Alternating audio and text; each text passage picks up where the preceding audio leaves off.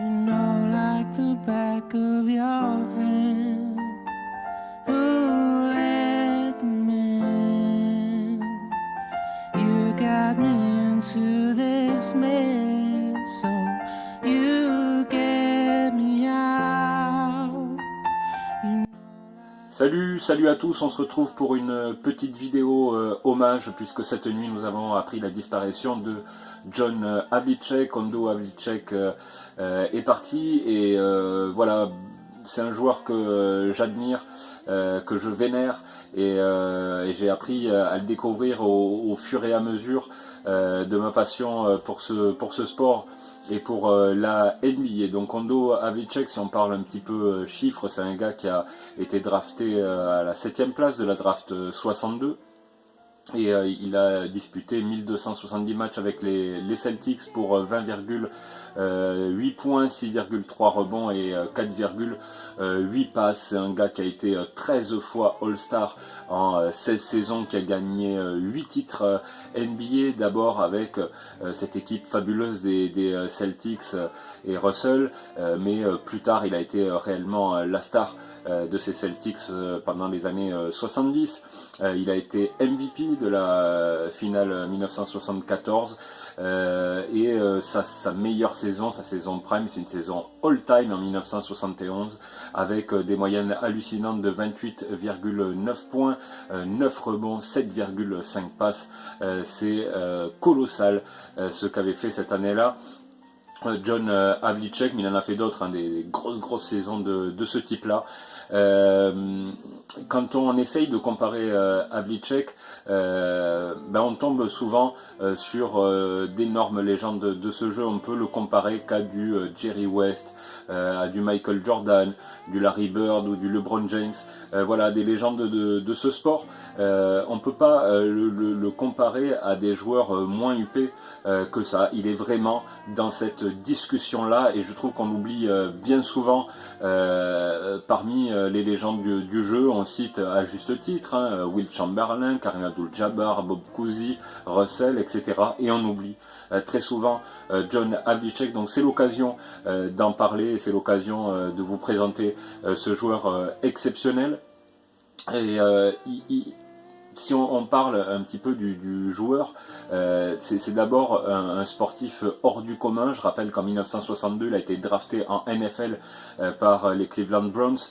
Il a choisi de rejoindre les Celtics, mais il aurait pu très certainement faire une très belle carrière en NFL, mais ça prouve à quel point c'était un sportif accompli, un gars qui jouait avec énormément de cœur, énormément d'énergie.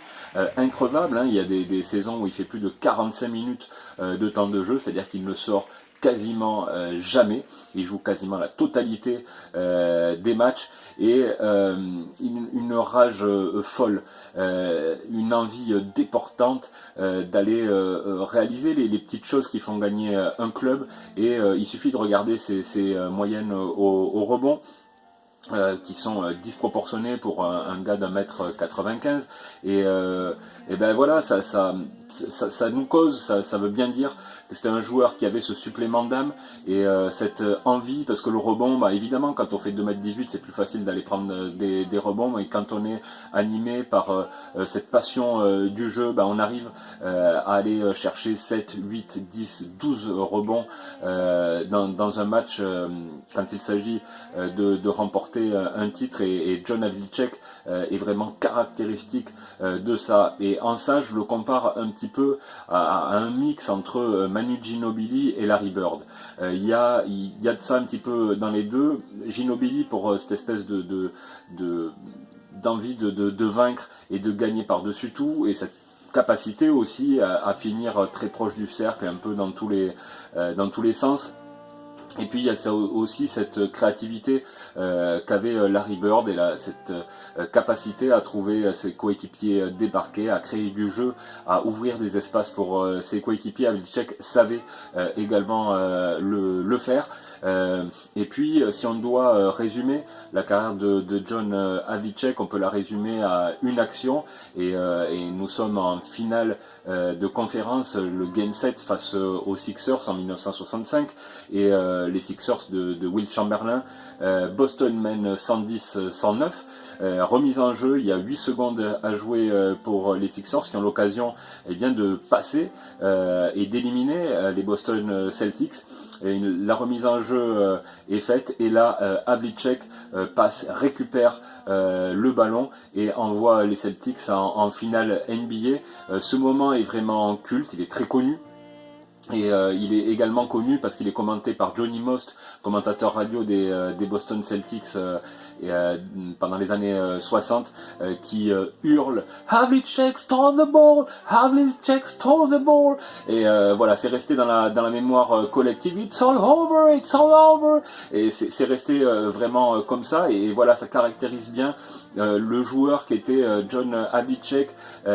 Voilà, bondissant, créatif, et toujours dans les bons coups pour faire gagner ces Boston Celtics. Et ça reste vraiment un des joueurs les plus fameux des Celtics. Il est parmi les Larry Bird, Russell, Cousy. Il fait partie de cette famille-là et des plus grands joueurs de l'histoire NBA. Donc voilà, j'avais envie de faire ce petit point et cet hommage à John Havlicek, énorme légende qui ne peut être comparé qu'au plus grand. Voilà, j'avais envie de lui dire rest in peace et à très bientôt les amis.